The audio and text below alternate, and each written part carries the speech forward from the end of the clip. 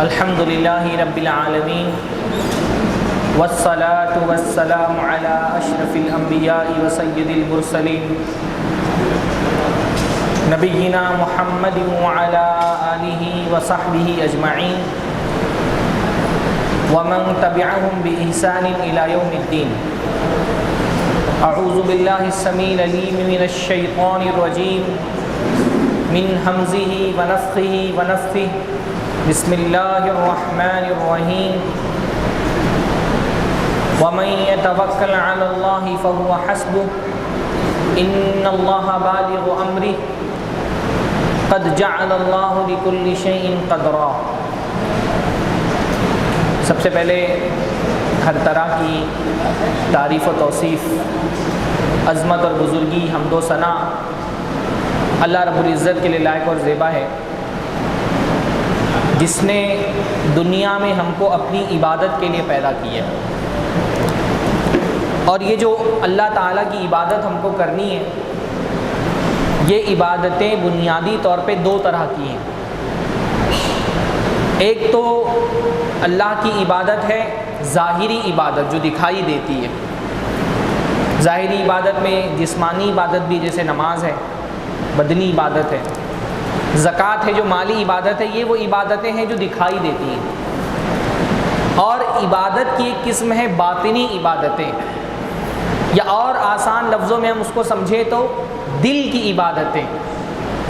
عبادت کی بہت ساری قسمیں ہیں جو دل کے اندر ہوتی ہیں، بظاہر ایسے دکھائی نہیں دیتی ہیں۔ وہ دل کے جذبات، دل کی کیفیتیں، فیلنگز جس کو ہم کہتے ہیں، سینٹیمنٹلز، دل کے کچھ ایسے مخصوص جذبات ہیں، اللہ تعالیٰ کو بندے سے وہ جذبات مطلوب ہیں بطور عبادت۔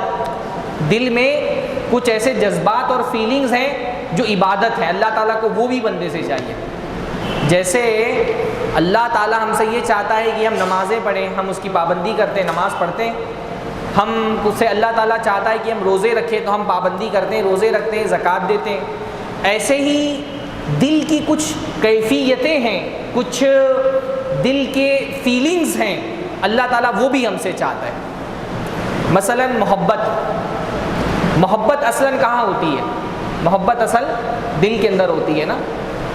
محبت کرنا اللہ سے یہ بھی ایک عبادت ہے، اور اللہ تعالیٰ بندے سے یہ چاہتا ہے کہ بندے اللہ سے محبت کریں، نہ صرف یہ کہ محبت کریں بلکہ اپنی زندگی کی ہر شے سے زیادہ اللہ سے محبت کریں۔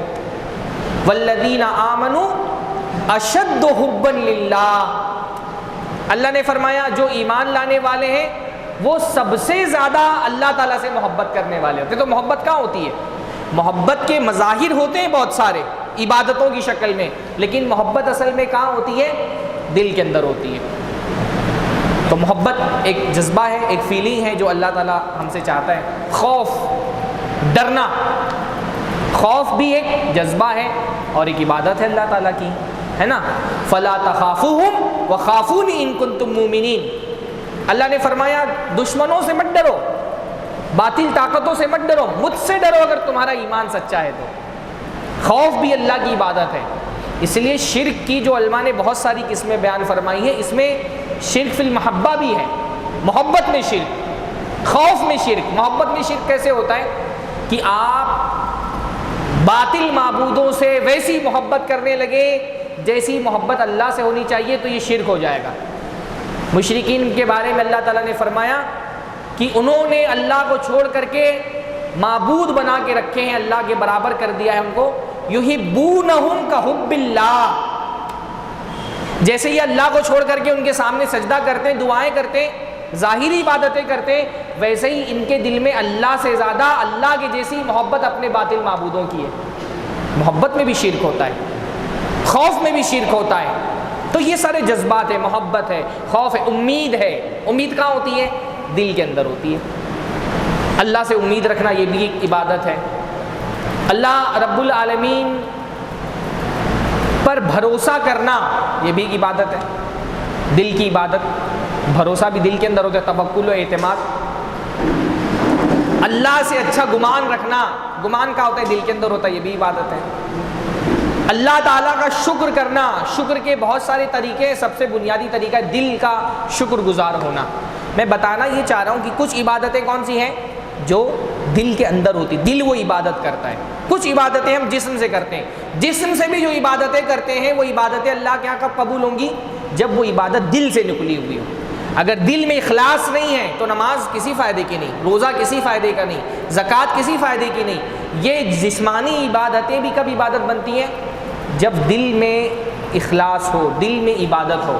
تو دل کی بہت ساری عبادتیں ہیں، میں چاہتا ہوں کہ دو بہت اہم عبادتیں ہیں دل کی، ان پر کچھ گفتگو آج کی مجلس میں کروں۔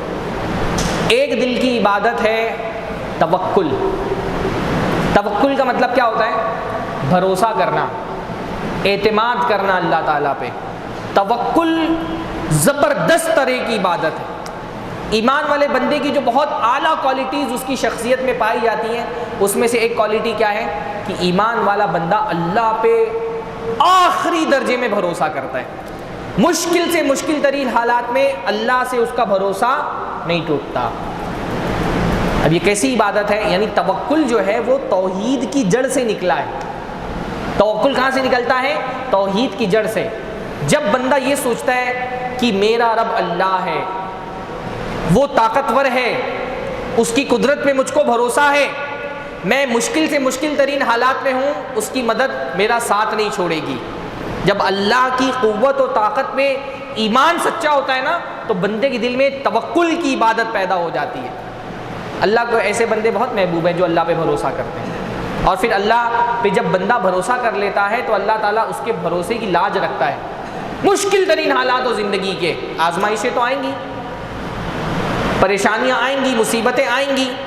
یہ مصیبتیں آتی اسی لیے ہیں تاکہ بندے کے توکل کو آزمایا جائے کہ کتنا بھروسہ ہے اللہ پر۔ زبان سے تو ہر کوئی، زبان سے کوئی بولے گا مجھے اللہ پہ بھروسہ نہیں ہے، کوئی زبان سے تو یہ نہیں بولے گا نا مجھے اللہ پہ بھروسہ نہیں ہے۔ تو اللہ تعالیٰ بھروسہ کرنے کی آپ کی طاقت کو آزماتا ہے کہ بتاؤ کتنا بھروسہ ہے۔ اللہ مصیبت میں ڈال کر کے بندے کو چیک کر رہا ہوتا ہے کہ تم زبان سے تو بولتے ہو مجھے اللہ پہ بھروسہ ہے، کر کے دکھاؤ بھروسہ۔ اب بہت سارے لوگ اس امتحان میں فیل ہو جاتے ہیں، بہت سارے لوگ اس امتحان میں بھروسہ، اللہ نے ذرا سی آزمائش دی، شادی ہو گئی، 2-4 سال بچے نہیں ہو رہے، دعائیں کی نہیں قبول ہو رہی، پہنچ گئے کسی مزار پہ، اب فریاد کر رہے ہیں بابا سے، اور کسی بابا کے پاس پہنچ گئے، دھاگا بنوا رہے ہیں اور وہ مختلف قسم کی انگوٹھیاں پہن لی ہیں۔ اب اللہ سے زیادہ بھروسہ ان انگوٹھیوں میں جڑے ہوئے پتھر پہ ہے، ہار گئے، فیل ہو گئے امتحان میں، ہے نا۔ اب اللہ سے بھروسہ زیادہ انگوٹھیوں پہ جڑے ہوئے پتھروں پہ آ گیا ہے۔ اب اللہ سے زیادہ بھروسہ وہ گھر میں آڑی ترچھی لکیریں ہم نے لکھ کے لگا دی ہیں، اب ان پہ بھروسہ زیادہ ہو گیا ہے۔ اب اللہ سے زیادہ بھروسہ مزاروں میں مرے ہوئے مردہ باباؤں پہ ہو گیا ہے۔ اب اللہ سے زیادہ بھروسہ وہ دروازے پر وہ جو گھوڑے کی نال آپ کیا لگائی جاتی ہے، وہ گھوڑے کی نال لگا دی ہے، اب اللہ سے زیادہ بھروسہ گھوڑے کی نال پر ہو گیا ہے، ہار گیا آدمی۔ اللہ بندے کے توکل کرنے کا جو ایک لیول ہوتا ہے نا، مصیبت میں ڈال کر کے اس کو آزما رہا ہوتا ہے کہ کتنا اللہ پہ تم کو بھروسہ ہے۔ بندہ جب اللہ پہ بھروسہ کرتا ہے اللہ تعالیٰ اس کو فیل نہیں کرتا، لیکن کب؟ جب پکا بھروسہ ہو اللہ تعالیٰ پہ، کتنی بھی بڑی مصیبت آ جائے اللہ انشاءاللہ میرے لیے کافی ہے نا۔ وَمَن يَتَوَكَّلْ عَلَى اللَّهِ فَهُوَ حَسْبُهُ، جو اللہ پہ توکل کرے گا اللہ اس کے لیے کافی ہو جائے گا، اللہ کافی ہو جائے گا انشاءاللہ تعالیٰ۔ بھائی آپ میں کبھی کبھی سوچتا ہوں، اور یہ جو فکر ہے اس سے مجھے بڑا اطمینان ہوتا ہے توکل کے معاملے میں، کہ دنیا میں دیکھیے کافر لوگ، کافر جو کسی بت کی پوجا کرتا ہے، کسی پتھر کی مورتی کے سامنے سر جھکاتا ہے، مشرک جو کسی بابا سے عقیدت رکھتا ہے، بعض مرتبہ ہم دیکھتے ہیں ان مشرکوں کو اپنے باطل معبودوں پہ اتنا بھروسہ ہوتا ہے کہ ان کے سہارے یہ کسی سے بھی بھیڑ جاتے ہیں۔ بڑے سے بڑی مصیبت میں ان کا توکل ہوتا ہے میرے بابا مجھ کو بچا لیں گے، ہاں میرا فلاں بت میری حمایت اور مدد کرے گا۔ سوچیے ہم کتنے بد نصیب ہوں گے کہ مشرک اپنے باطل معبودوں پہ اتنا بھروسہ کرتا ہے، ہم اپنے سچے معبود پہ بھروسہ نہ کریں جس کے ہاتھ میں ساری کائنات کی طاقت ہے۔ بیدہ ملکوت کل شیء، ہر چیز کی بادشاہت اس کے ہاتھ میں، ہمارا اپنے رب پہ بھروسہ نہ ہو جو کائنات کا خالق ہے، اور مشرک اپنے جھوٹے معبودوں پہ بھروسہ کرتا ہے، اس کو اپنے ہاتھ میں باندھے ہوئے دھاگے پہ اعتماد ہے. ہم کو اپنے رب پر اعتماد نہیں، ہم ڈر جاتے ہیں، حوصلہ ہار جاتے ہیں، ہمت ہار جاتے ہیں، خوف کھا جاتے ہیں. اللہ پہ بھروسہ کریں. بندہ جب اللہ پہ بھروسہ کرتا ہے، یعنی بھروسہ کرنے کا مطلب ایک تو یہ کہ میرا رب، بڑی سے بڑی مشکل ہو، کوئی ایسی مشکل تو نہیں آ سکتی مجھ پر نا کہ اللہ تعالیٰ نہیں دور کر سکتا ہو. ایسا ہو سکتا ہے کوئی مصیبت ہم پر ایسی آ سکتی ہے کہ اب یہ اللہ تعالیٰ کی طاقت میں نہیں رہ گئی، اللہ اس کو دور نہیں کر سکتا، نعوذ باللہ، ایسی کوئی مصیبت نہیں آ سکتی. اور اگر میں اللہ پہ بھروسہ نہیں کروں تو پھر دنیا میں کون ہے جس پر بھروسہ کر سکتا ہوں؟ اللہ کے اگین. اگر کسی مصیبت میں اللہ پہ نہیں بھروسہ ہے تو پھر کیا کوئی اور ایسا ہے جو اللہ کو اوورٹیک کر کے میری مدد کر سکتا ہو؟ ایسا تو کوئی نہیں نا بھائی. ہم نا اصل میں ہماری اللہ کے نبی نے جو ہم کو دعائیں سکھائی ہیں، ان دعاؤں میں بڑی تعلیم ہے توکل کی، لیکن مسئلہ یہ ہے کہ ہم ان کو پڑھتے تو ہیں، ان کا معنی نہیں سمجھتے. بہت ساری دعائیں کتنی خوبصورت خوبصورت آپ دیکھیں گے دعاؤں میں توکل کی تعلیم ہے. اللہ کے نبی صلی اللہ علیہ وسلم صبح شام ایک دعا پڑھتے تھے، حسبی اللہ لا الہ الا ہوا علیہ توکلت وہو رب العرش العظیم. صبح اللہ کے نبی صلی اللہ علیہ وسلم صبح شام 7 مرتبہ یہ دعا پڑھتے تھے. ہم میں سے ہو سکتا ہے کسی کا معمول بھی ہو، لیکن ہم اس کی ڈیپ میں جا کر ان معانی کو نہیں سمجھتے، اس کی گہرائی میں نہیں جا پاتے. اللہ کیا فرما رہے، بندہ کیا کہتا ہے، حسبی اللہ.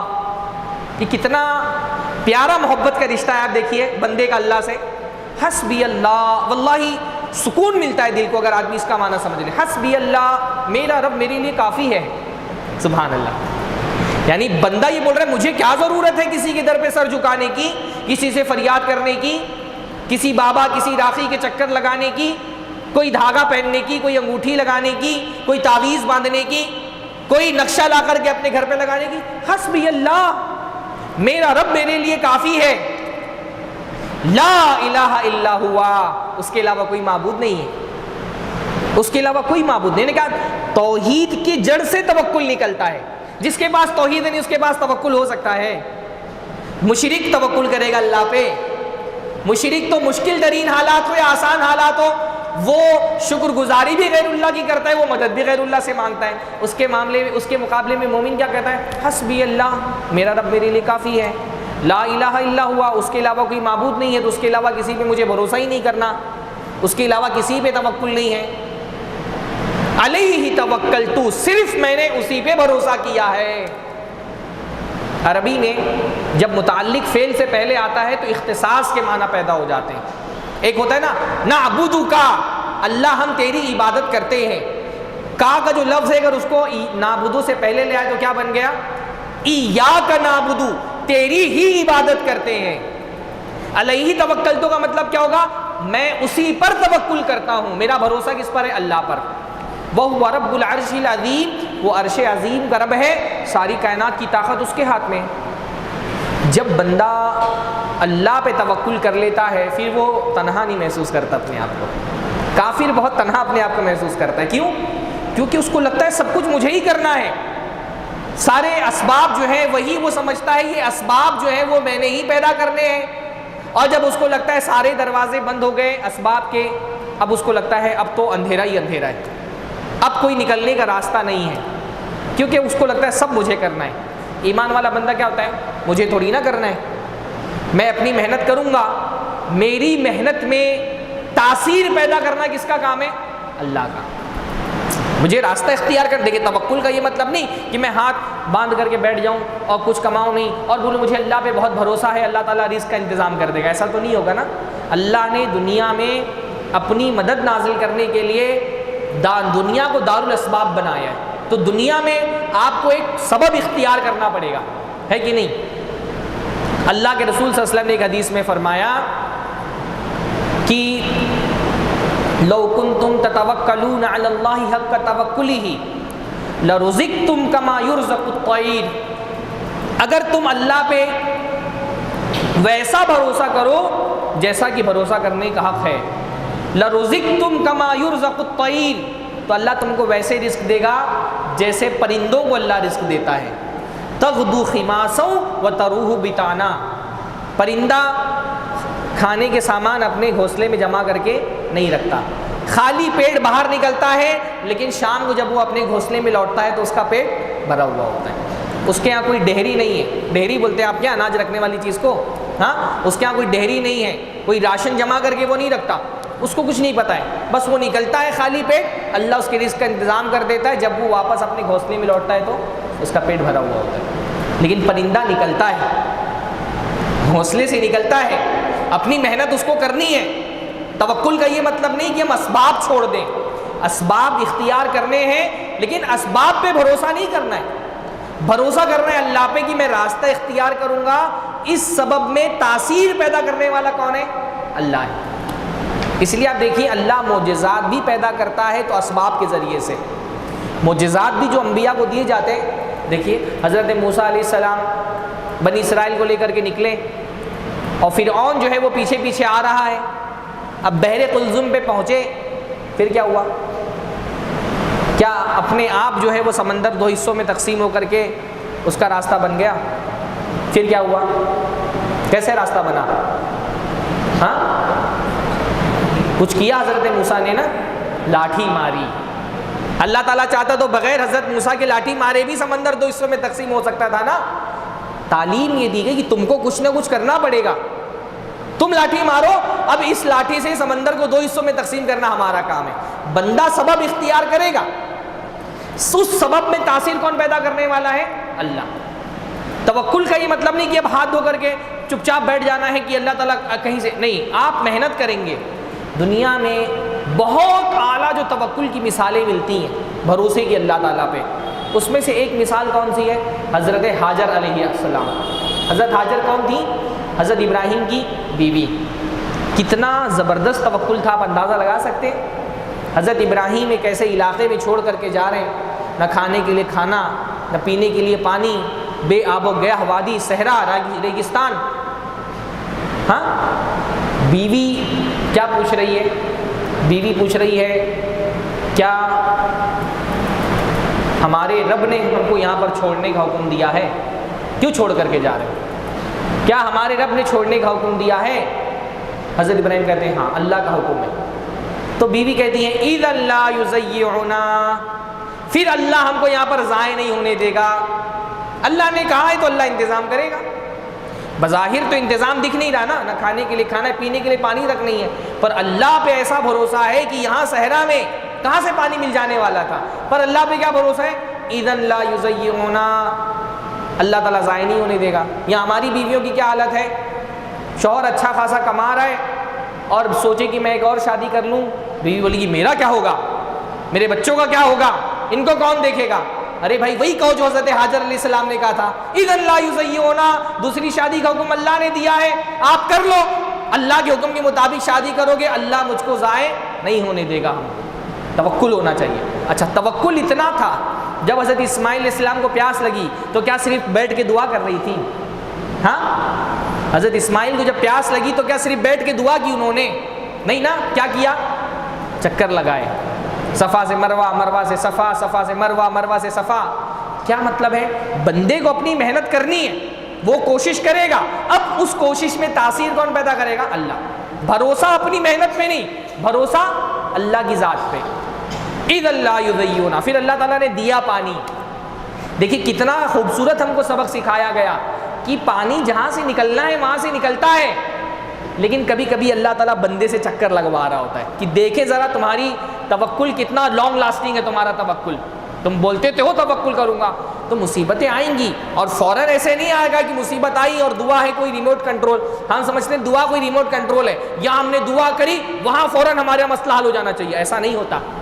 کبھی اللہ تعالیٰ بندے سے محنت کراتا ہے، دور آپ دعائیں کیے، دعائیں کر رہے ہیں، دعائیں کر رہے ہیں، مصیبت نہیں ٹل رہی، اللہ نے ایک وقت متعین کیا ہوتا ہے، اللہ تعالیٰ دیکھتا ہے اس متعین وقت تک کہ بندہ میرا مجھ پہ بھروسہ کر پاتا ہے کہ نہیں، اور یہ وقت کتنا بھی بڑا ہو سکتا ہے۔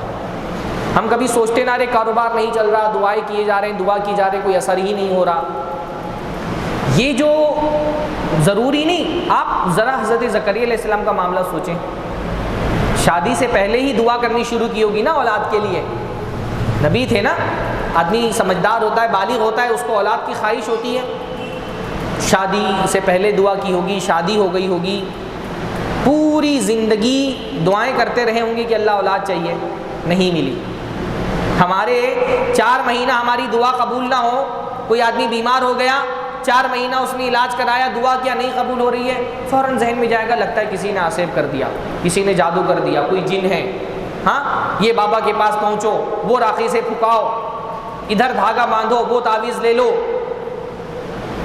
پوری زندگی دعا کی، دعا کے الفاظ دیکھیں کتنے پیارے ہیں، ربی انی وہن العظم منی واشتعل الراس شیبا، اللہ تعالیٰ میری ہڈیاں کمزور ہو گئی ہیں، میرے رب میری ہڈیاں کمزور ہو چکی ہیں بڑھاپے سے، واشتعل الراس شیبا، بڑھاپے سے میرے بال پک چکے ہیں، ولم اکن بدعائک ربی شقیا، لیکن اے میرے رب تجھ سے دعا کر کے میں کبھی نامراد نہیں ہوا، تیری دعا سے کبھی میں مایوس اور نامراد نہیں ہوا کہ اب بس ختم، اب اللہ نہیں پورا کرنے والے۔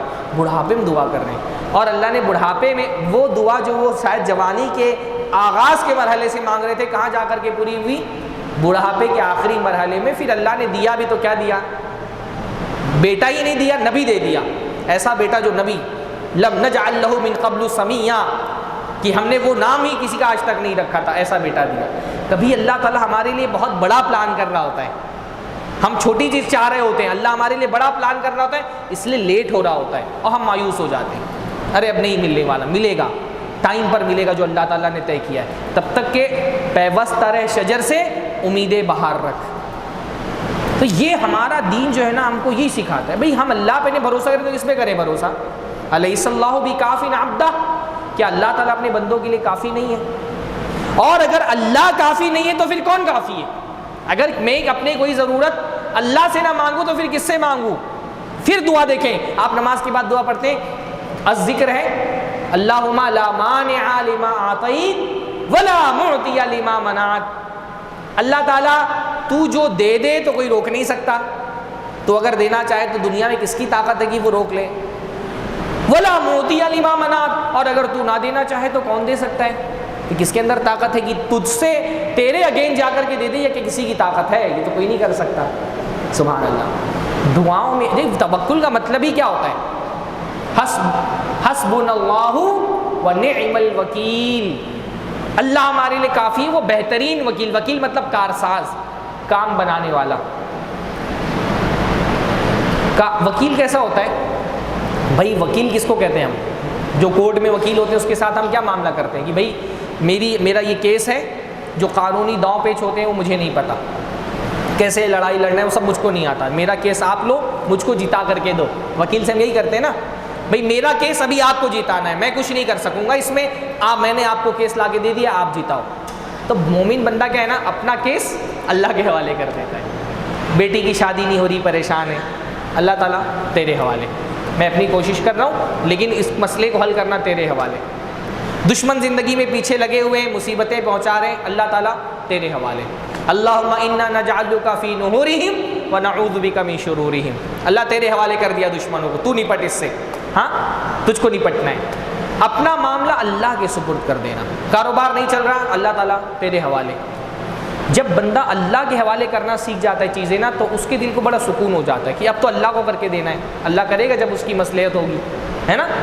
آپ دیکھیے اللہ کے نبی صلی اللہ علیہ وسلم کی ایک بڑی پیاری دعا جو ہے، وہ اللہ کے نبی صلی اللہ علیہ وسلم سونے سے پہلے پڑھا کرتے تھے، اور وہ دعا جس کے بارے میں اللہ کی فرماتے ہیں کہ آدمی وضو کر لے صحیح طریقے سے، مسنون طریقے سے، اور بستر پہ آ جائے دائیں کروٹ لیٹ کر کے، اور وہ دعا پڑھ لے، اور وہ دعا جو ہے وہ اس کی زبان سے نکلنے والی آخری دعا ہو، تو اللہ کے نبی نے فرمایا کہ ایسا آدمی فطرت پہ مرے گا اگر اس رات میں اس کو موت آ گئی تو۔ لمبی دعا ہے، اللہم اسلمت نفسی الیک وفوضت امری الیک والجأت ظہری الیک وجہت وجہی الیک رغبۃ ورہبۃ الیک لا ملجا ولا منجا منک الا الیک آمنت بکتابک الذی انزلت ونبیک الذی ارسلت۔ اس میں ایک لفظ خاص طور پہ بڑا پیارا ہے، اللہم اسلمت نفسی الیک، اللہ میں نے اپنے آپ کو تیرے سپرد کر دیا، سرنڈر ہو گیا میں تیرے، اطاعت اور فرما برداری میں تیرے آ گیا میں، وفوضت امری الیک، اور میں نے اپنا معاملہ تیرے سپرد کر دیا۔ اچھا، رات میں اس کو پڑھنے کی خاص وجہ کیا ہے کہ جب آدمی بستر پہ جاتا ہے نا، دنیا بھر کے ٹینشن اس پہ حملہ آور ہو جاتے ہیں، سب سے زیادہ ٹینشن آدمی کو کب ہوتا ہے؟ بستر پہ گیا، ارے وہ کاروبار نہیں چل رہا، وہ جاب نہیں جم رہی، وہ بیوی سے کچھ ناچاقی ہے، وہ دشمن پیچھے پڑے ہوئے ہیں، وہ بچے کی شادی نہیں ہو رہی، اس کو کالج بھیجنا ہے، فلانا آدمی بیمار ہے اس کا علاج کرانا ہے، دنیا بھر کا ٹینشن کیا ہوتا ہے ایک ساتھ حملہ آور ہو جاتا ہے اس پر۔ بندہ کہتا ہے فوضت امری الیک، اللہ میں نے اپنا معاملہ تیرے حوالے کر دیا، تیرے حوالے، تیرے سپرد کر دیا۔ تو جب بندہ اللہ کے حوالے کر دیتا ہے معاملہ، خود ٹینشن فری ہو جاتا ہے۔ مسلمان کو اسٹریس نہیں ہو سکتا، جس کو ٹینشن ہوتا ہے نا پھر وہ، اس کا مطلب اس کے ایمان میں کمی ہے۔ کافر کو ٹینشن ہونا چاہیے نا، کیونکہ اس کو کیا لگتا ہے سب اس کو کرنا ہے، ہم کو نہیں لگتا نا کہ سب ہم کو کرنا ہے، ہم کو کیا لگتا ہے ہمارا ایمان کیا ہے، ہم کو کوشش کرنی ہے، لیکن اس کوشش میں جب تک اللہ تعالیٰ تاثیر نہ پیدا کر دے تاثیر پیدا ہونے والی نہیں ہے۔ اور اللہ اگر اثر پیدا کرنا چاہے تو اللہ تعالیٰ چاہے تو پانی کا پہاڑ بنا دے، اللہ چاہے تو آگ کو گلزار بنا دے۔ اس لیے اپنے معاملات اللہ کے حوالے کرنا سیکھیے، اللہ کے حوالے کرنا، یعنی وہ جو اللہ کے نبی صلی اللہ علیہ وسلم استخارہ میں دعا پڑھا کرتے تھے، استخارے میں، تو اس میں کیا کہتے تھے؟ اللہم انک تقدر ولا اقدر۔ دیکھیں ایک بندگی کا مزاج کیا ہوتا ہے، اللہ تعالیٰ تو کر سکتا ہے، میں نہیں کر سکتا، نہیں میرے اندر نہیں قدرت ہے، میں کچھ نہیں کر سکتا، تو ہی کر سکتا ہے۔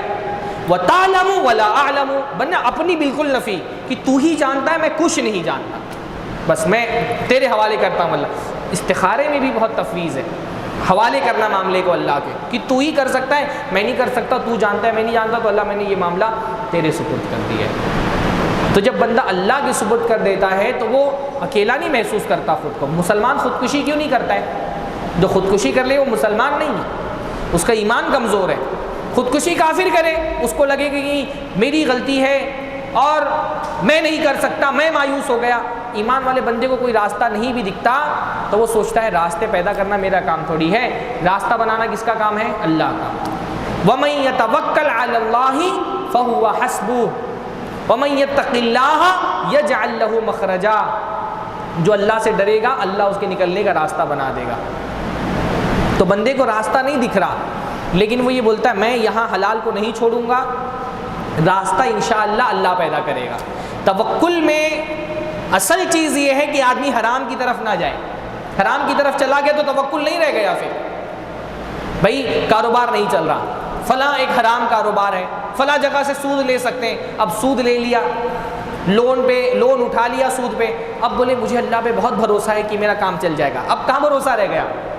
حلال میں رہ کے اللہ پہ بھروسہ کرنا ہے، جب حرام کی طرف چلے گئے تو بھروسہ ختم اللہ پہ۔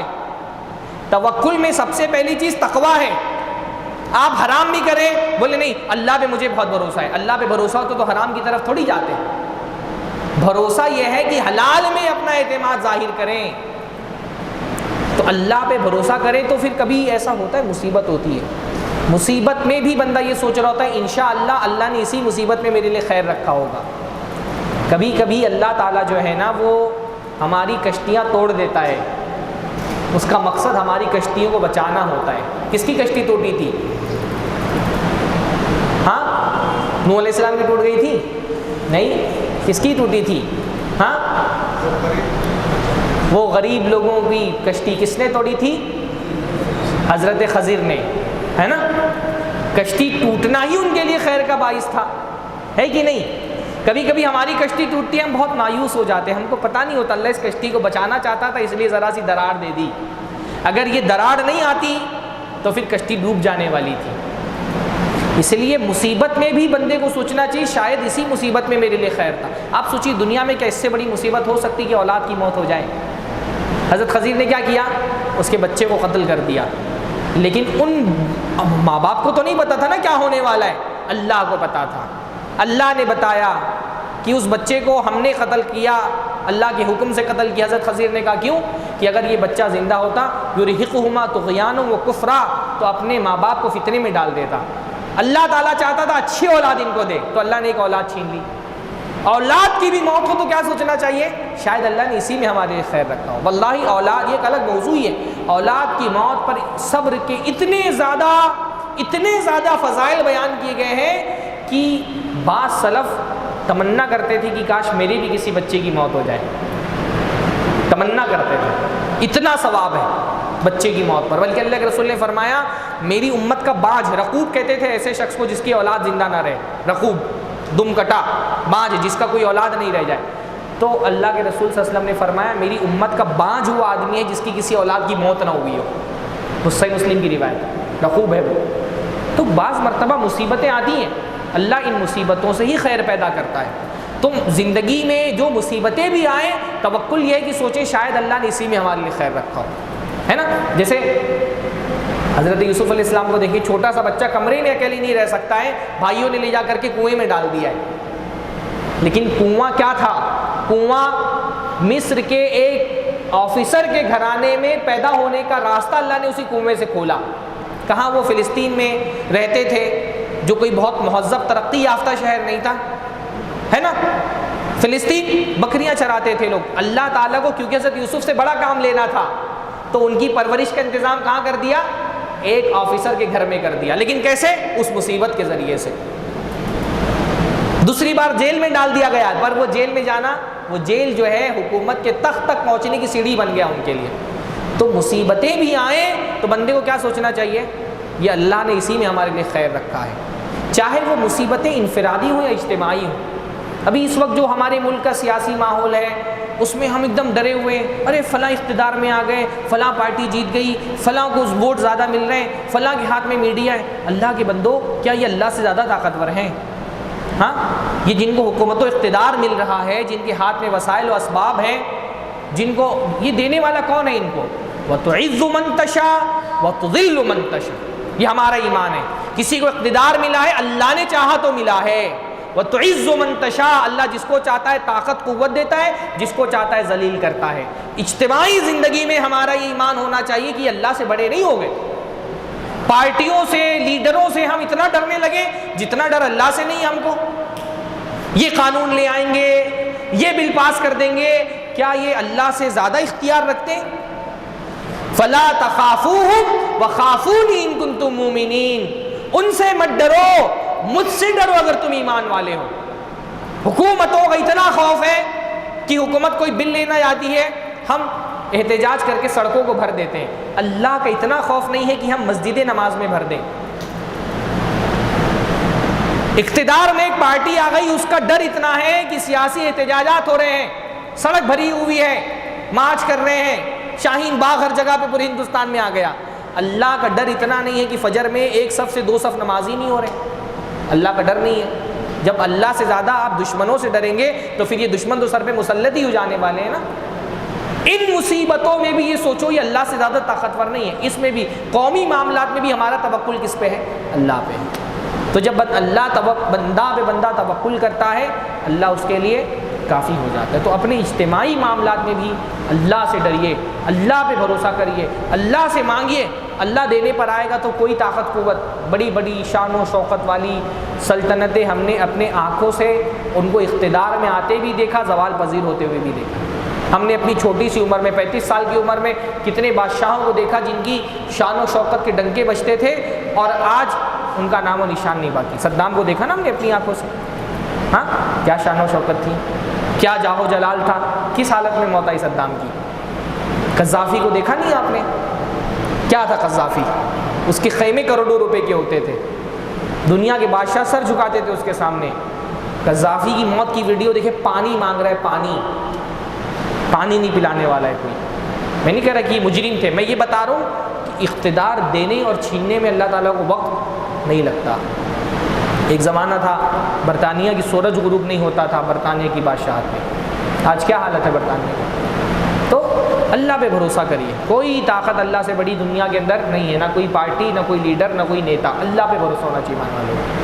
اللہ ہم سب کو، میں تو سوچا تھا کہ کچھ اور باتیں کروں گا، وقت ختم ہو گیا میرا. تو توکل ایک عبادت ہے اللہ تعالیٰ کی. انشاءاللہ تعالیٰ کبھی اور موقع ملا تو اور بھی باتیں کریں گے. توکل اصل کہاں ہونا چاہیے؟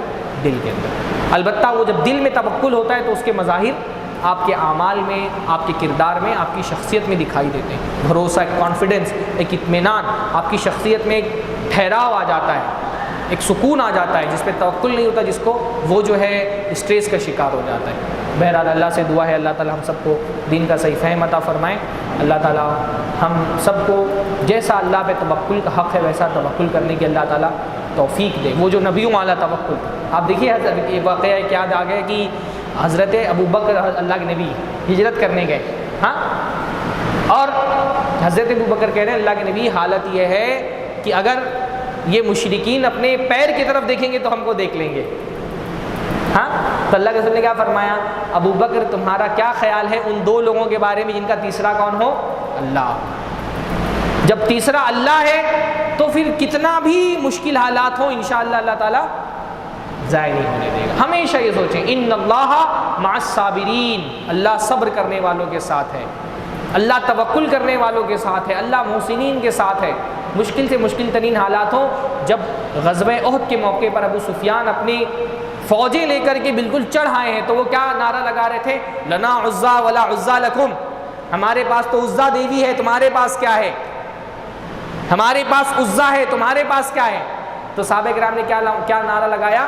اللہ مولانا ولا مولا لکم، اللہ ہمارا کارساز ہے، مولا ہے، تمہارا کوئی مولا نہیں۔ آج کوئی پارٹی اگر یہ کہے ہمارے پاس اقتدار، ہمارے پاس میجورٹی، ہمارے پاس پارلیمنٹ میں اتنی سیٹیں، ہمارے پاس اسمبلی میں اتنی سیٹیں، ہمارے پاس کیا ہے؟ ہمارے پاس اللہ ہے۔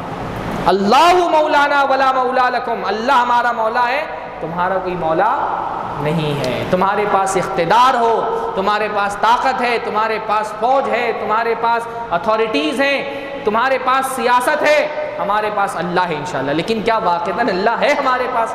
ہمارے اعمال ایسے ہیں کہ ہم یہ کہیں کہ اللہ ہمارے ساتھ ہے؟ ایسے اعمال کریے، صبر کے، نماز کے، مشکل حالات میں استعینوا بالصبر والصلاۃ، مشکلوں میں صبر اور نماز سے مدد طلب کریے اللہ کی۔ پھر اس کے بعد نعرہ لگائیے اللہ مولانا ولا مولا لکم۔ اقول قولی ھذا واستغفر اللہ لی ولکم ولسائر المسلمین واستغفروہ انہ الغفور الرحیم، وآخر دعوانا الحمد للہ رب العالمین۔ السلام